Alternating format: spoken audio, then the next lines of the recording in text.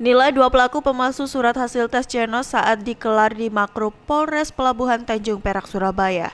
Dua pelaku tersebut masing-masing berinisial HBP, 27 tahun, oknum tenaga kesehatan di salah satu puskesmas di daerah Sumeneb, Madura, Jawa Timur.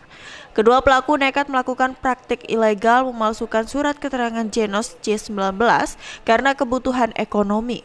Untuk melancarkan aksinya, pelaku HBP bekerja sama dengan tersangka ASK, 39 tahun, agen penjual tiket bus. Terungkapnya dua pelaku saat petugas gabungan dari aparat kepolisian Polres Pelabuhan Tanjung Perak, TNI, dan Satpol PP Kota Surabaya melakukan penyekatan di pintu keluar jembatan Suramadu pada bulan Juni 2021 lalu. Saat itu tengah diberlakukan surat keterangan uji COVID sebagai syarat melewati jembatan Suramadu.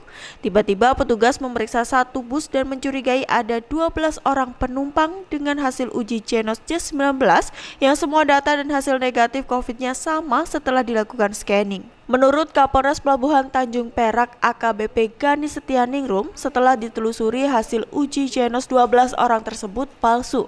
Ironisnya praktik itu dilakukan seorang oknum tenaga kesehatan Puskesmas Sumeneb, Madura yang telah menyelewengkan kewenangannya dengan modus mengganti kantong tiup Genos C19 menjadi kantong kateter atau kantong urin. Pada hasil uji Genos ala pelaku tersebut kemudian serentak dinegatifkan dan hasil uji yang telah dicetak kemudian diberikan ke para korban. Dan dari hasil praktik ilegal itu, para pelaku mengantongi keuntungan jutaan rupiah. Satu hasil uji Genos C19 dihargai pelaku sebesar Rp50.000.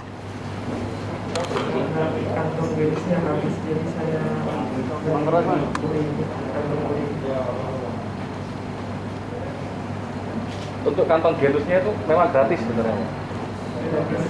Tapi sama jual gitu ya? Tapi sama jual. Jual 40.000. Ya. Ya, cukup ya?